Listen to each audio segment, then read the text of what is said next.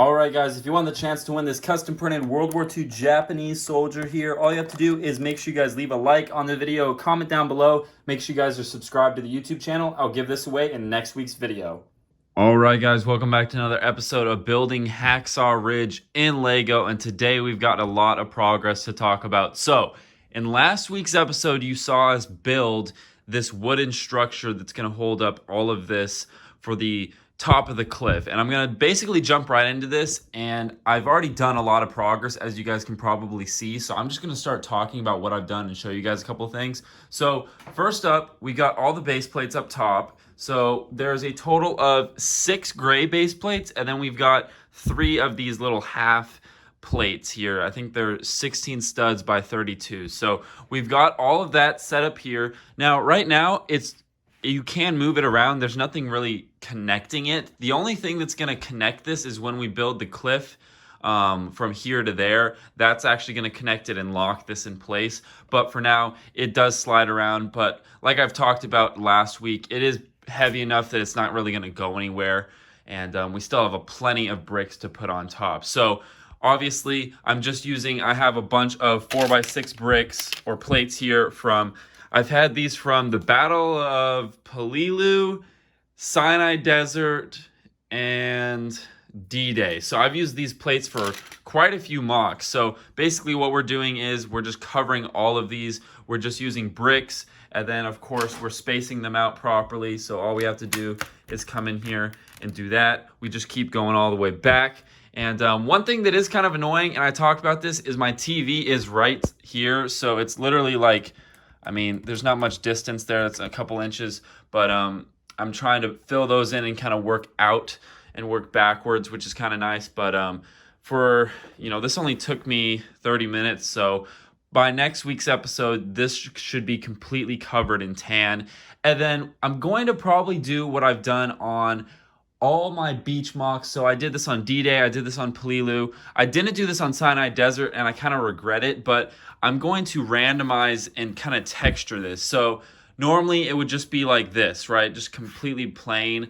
But I'm going to take a bunch of 1x2s and other corner plates and 1x1 plates and randomize it like you see here, basically everywhere. So that takes a lot more time, but it makes the mock look so much better and so much more natural and just roughed up like it should be. So I feel like I kind of have to do that. So that's what we're going to do. And like I said, that's going to take some time because it's going to require me going through bins like this, finding those parts, and then you have to... It sounds weird, but it's easier and faster to build something like this where you know what you're doing, but it takes some time to kind of think about it and kind of be strategic with how you place parts randomly. So that does take a little bit of time, but we'll get it done. And then I'm keeping this section open and blank until we get the cliff going, because I don't know how the cliff is going to match up here. You know, we may build the cliff up and it may stop right here, and then we're going to have to fill this gap, and we'll probably fill that gap with some plates like this. So these are 16 by 16 plates. We might even have to hang them out over here. I have a bunch of them down here. I was going to use them up here, but I figured I have so many of these 4x6 plates, I'm going to just use those. This really isn't that big of a section to cover anyways, and I'm going to save those for up here if I need them. But more specifically is if we look at our original plan here of the top of the cliff here. So if this is the cliff here, and this is where we're looking right here. So we've got all these different bunkers and little, artillery arrangements or machine gun nests there. So this line here is some elevation change. So back here, probably right about here, about right where this tank is, we're actually going to have it start to slope up a little bit more. So I'm probably going to use these plates and put them back here and elevate them up, maybe, I don't know, 5 or 6 bricks tall.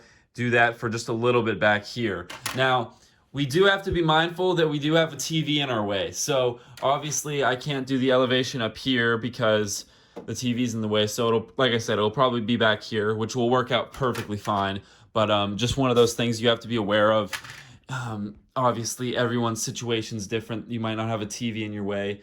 So yeah, that's kind of the plan right now. And then obviously, let me step back over here. Actually, this is a good view. So stepping back, you can see this giant dark bluish gray wall, which is crazy because I actually had all of those bricks on hand, and then also that didn't take that long to build. That probably only took maybe 30 or 45 minutes. So honestly, it's gonna depend on if I have the rest of the bricks, and I don't know if I do, because this actually took a lot of bricks, as you can see, and I'm building it the smart way, or the right way, where you're interlocking them, you're alternating them. So that's why you get this big like triangle effect or sloped effect, because of the way it's built. Now, it is kind of wiggly here, and there's no real way to attach this to the bottom of the base plate, because we all know that you can't connect things to the bottom of a base plate. But if we go over here, so on the back side here, I'm going to leave this end open. I've talked about that in last week's episode, but I tried to build just a little bit of supports. It helped a little bit. I should probably build a couple more pillars up here just to keep it from doing this.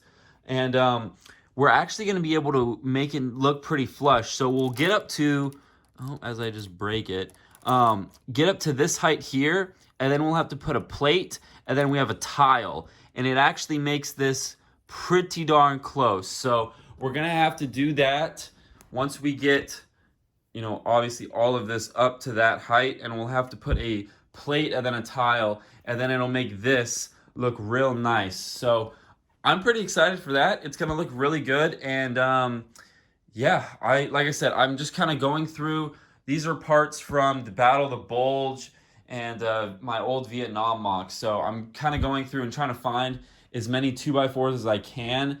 But this is gonna be continued all the way down here, and basically once we have the cliff here, it's all gonna be dark bluish gray pretty much. So it's gonna look pretty cool. I'm trying to think of anything else that I could do to make it look cooler, but I think we're just going to stick with that. It is going to look really awesome when we have this cliff, and I guess I do have to remind myself, and I really need to, I keep saying this in every episode, I really need to rewatch that movie, but from pictures and some video clips on YouTube, the cliff is pretty much almost completely vertical. So we might have to extend this out more than I think, which, if that's the case, it would have been nicer to have this piece of wood a little bit longer, maybe by 5 inches or so, but we'll make it work. Like I said, these plates are nice because they're pretty rigid. They don't flex as much, and we could build a couple of these out if we needed to.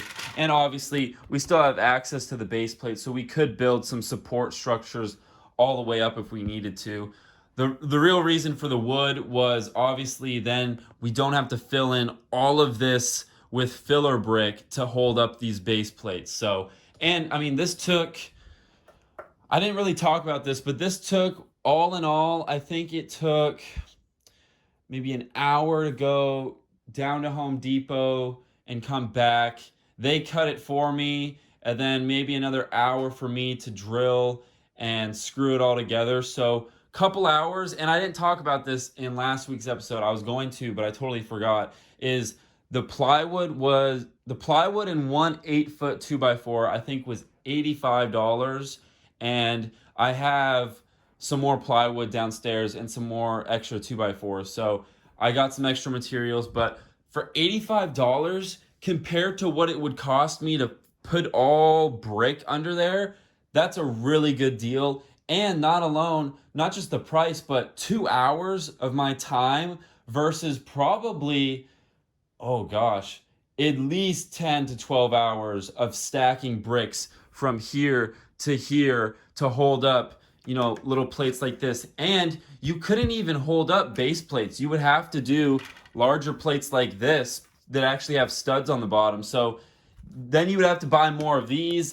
Those are expensive. Those are a couple dollars a piece. So basically this was the fastest and cheapest way to do this mock. And I think, you know, some people might not like it because it's not all Lego, but I'm all about working smarter, not harder. And in this case, I wanted to be able to knock this mock out as quickly as I could so we could get to the next one, because I know you guys like watching these mock series. But let's be honest, Sinai Desert, all these other mocks, there was a lot of episodes of me just building filler brick, and it probably got pretty boring. But this literally one episode, show you guys some different content, and boom, now we're up and running and we're building. We're actually not just, I'm not showing you all of this over and over again, and we can just actually start seeing progress. So that's kind of where we're at right now. And then obviously, I haven't really touched the beach yet. Got some spare parts there though, and I will be showing some minifigures in the next video probably. That'll probably be all next video, is some different minifigure designs that are being worked on.